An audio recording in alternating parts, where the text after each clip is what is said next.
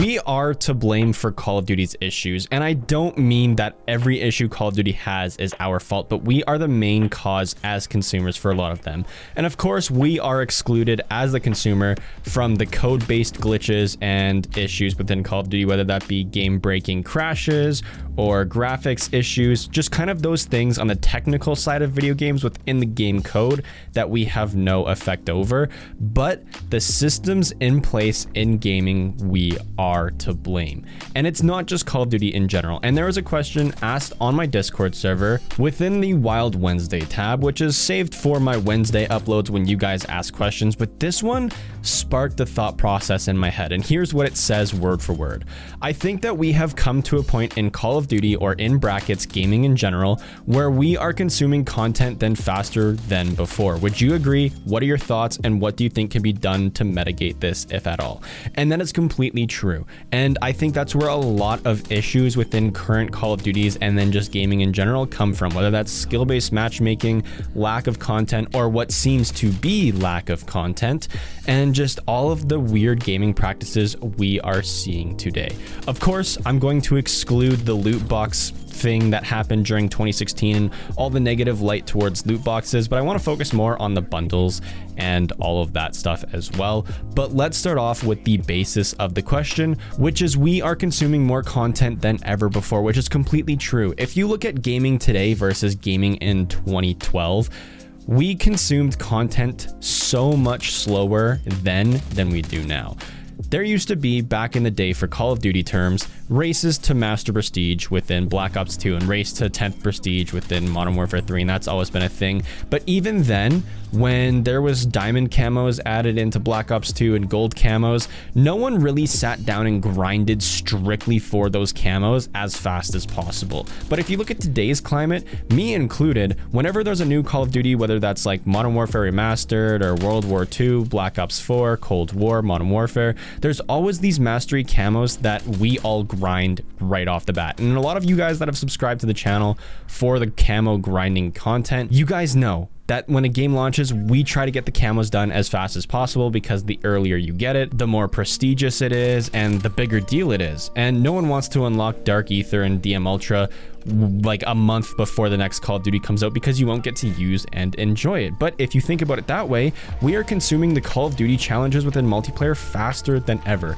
Of course, back then, it used to be like, oh, let's see how high we can get in prestiges. But once you finished the prestiges, you had all the weapons and all these crazy things to play with in the game. And nowadays, even with new DLC and content drops, we consume the DLC and content so fast that we're left waiting for the next DLC drop to happen.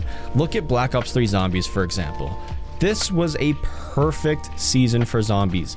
Once you completed a map, there was so much else you could do on the map, and once you completed the main Easter egg, you would pace yourself and then just enjoy the map just to enjoy the map. And you look at Cold War Zombies, a lot of people, when a new map comes out, complete the Easter egg, do everything you need to do, and then sit and wait for the next Call of Duty to come out. No one paces themselves anymore. Everyone just crams everything as fast as they can from when new DLC comes out to complete it and finish it. Even with multiplayer, when new multiplayer DLC happens, everyone hops in and consumes that multiplayer DLC extremely fast, whether that's the Hijack 24/7 playlist like I did when the DLC first dropped, and then you're left wanting more. But because you consume the content that these games release with or drop as DLC so fast, you're left consistently waiting for more, and the cycle continues where DLC drop comes out, you consume it really fast, wait for the next DLC, and the cycle just keeps going on and on. So I think us as consumers consuming video games and then media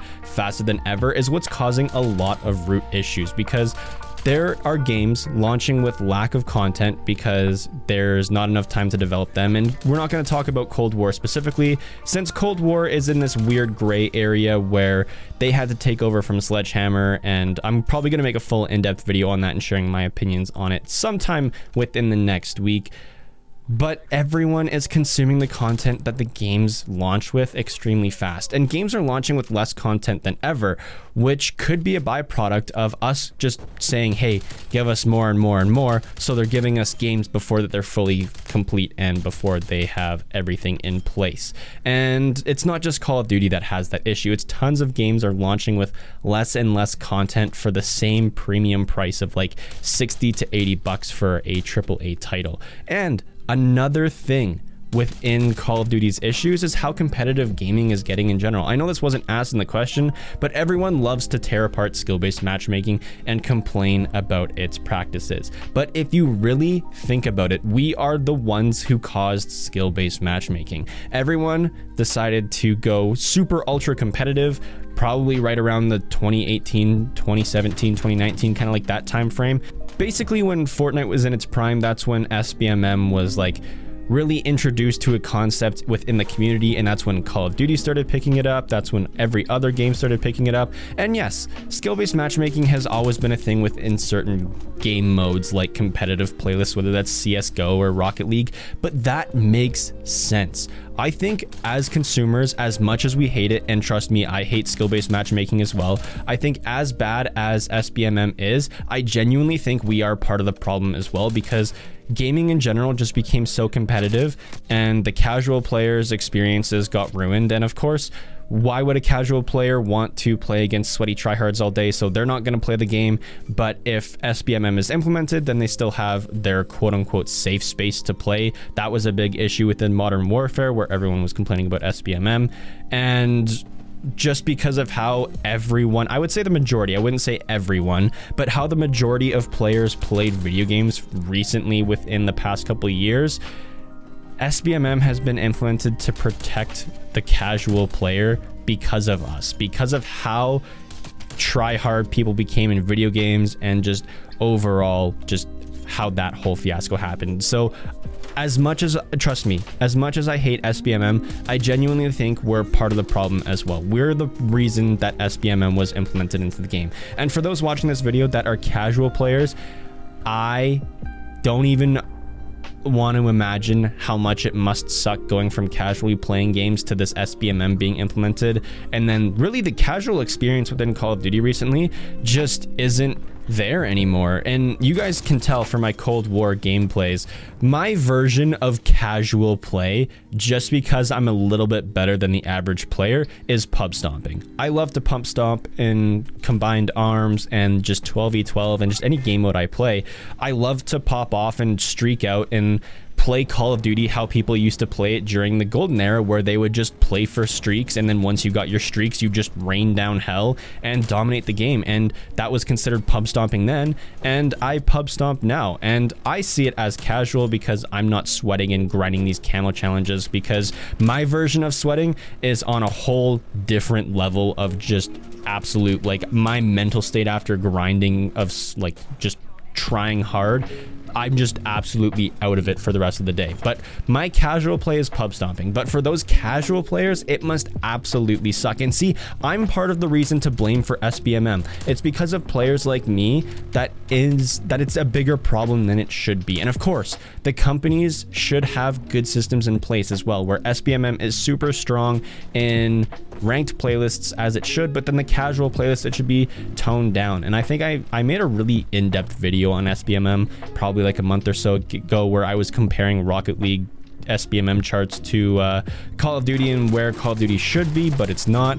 And that's just, I feel like we are to blame for Call of Duty's issues. And this isn't me trying to defend Activision or Call of Duty as well, because they make their fair share of issues and mistakes there as well. So they cause a lot of the problems as well. But I think as consumers, we're always so quick to blame everyone that it's their fault, rather than kind of think the other way and realize that some of it's our fault as well. And as the question said, we are definitely consuming content within gaming way faster than before, so the demand for content released by these studios is elevated to an extent that they can't keep up with a lot of the time, and them being rushed because of how fast we consume it causes lower quality games and lower quality DLC packs that we end up getting in the future, but we get mad at it and we start getting even angrier and putting more pressure on these companies to put out more DLC because the last DLC sucked,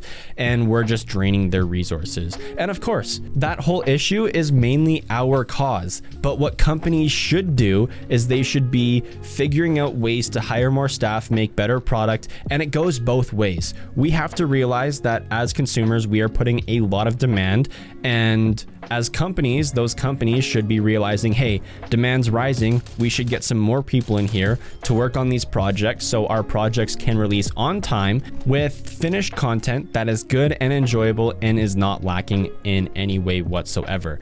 And that's realistically how it should be. But for some reason, gaming companies, I mean, we can't say too much on what goes on inside the companies because these companies could be hiring more people and they could be trying new things to keep up with the demand, but we really don't know.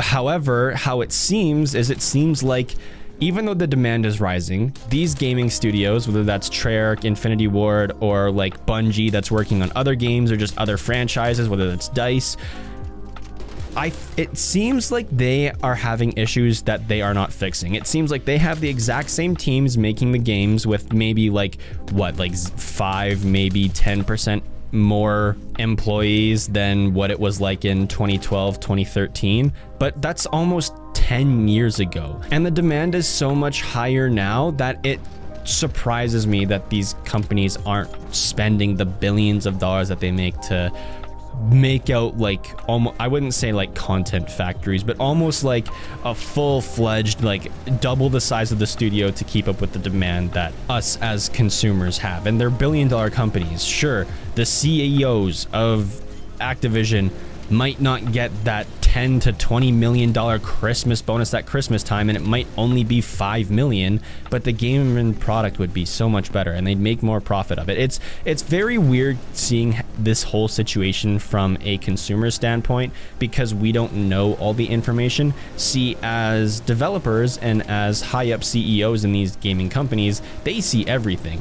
They can see what's going on within their company, they can see what's going on with the consumers and within the consuming community. They see it all, but as consumers, we are literally bottom of the totem pole for what we get to see. We get to see what the game itself, like the physical product itself, and the patch notes and the tiny little scraps that they give us. That's really what we see as the consumer. And yes, the companies do have a lot of issues that they cause themselves, but I think for the main issues of Call of Duty that we see today, where that's lack of content, SBMM, we're really the ones to blame because it's how we consume the product, and it's how we've been consuming the product for the last 3 to 4 years. And that's why we're seeing these drastic changes recently within the gaming community. And if you're a Call of Duty player and you mainly play Call of Duty like me, you notice it with the SBMM in Modern Warfare and Cold War the most, and the lack of content that the games launch with. I really can't say for other games in the gaming community and then the gaming marketplace, but I know it's practices that happen elsewhere. I really just think that we are the main reason for these kind of more gaming political issues, and then all the technical issues and all of the gaming practice issues are more of the company's faults as well. And going into supply drops and that type of DLC content, we are also the reason to blame for why prices of COD point shops are so high, because people, and I'm guilty as charged, people like me will spend $20 on these epic variants, and the companies know that they can keep outputting this content that they could have just put in supply drops, but we can buy it for an escalated price because we are paying for something rather than gambling with these loot boxes. And we've been fighting against loot boxes for years. Like 2016, as I said at the beginning of the video, that was a huge debacle about people being like, oh, well, this is technically gambling and there's underage kids that can gamble, and there's European countries who banned loot boxes outright within games like Overwatch and Call of Duty. And recently, within the past 3 or 4 years, when SBMM has become an issue and all these modern issues have arisen in gaming, once again, it's the same thing where we have been screaming at the rooftops for things to change. Things changed the way that everyone was screaming for them to happen, where people wanted these COD point shops where you could just buy outright what you wanted. But because of that, and Activision still wanting to make money, they increased the prices. So once again, we are the reason that the COD store and like the battle passes are a thing within Call of Duty, but Activision is the main cause for why the prices are so high and kind of like the scummier business practices. It goes both ways. As consumers cause issues, and Activision as the publishing studio causes issues within the game. That's my conclusion for today. I know it was a more of a controversial video. Let me know what you guys think in the comment section down below. Am I just some crazy psychotic man after thinking these thoughts, or is there some validity to what I said? Because I really think it goes both ways. Let me know what you guys think. Leave a like if you guys did enjoy, dislike if you didn't, subscribe for more videos in the future. About to head out, and if there is one, I'll see you guys in the next one. Peace.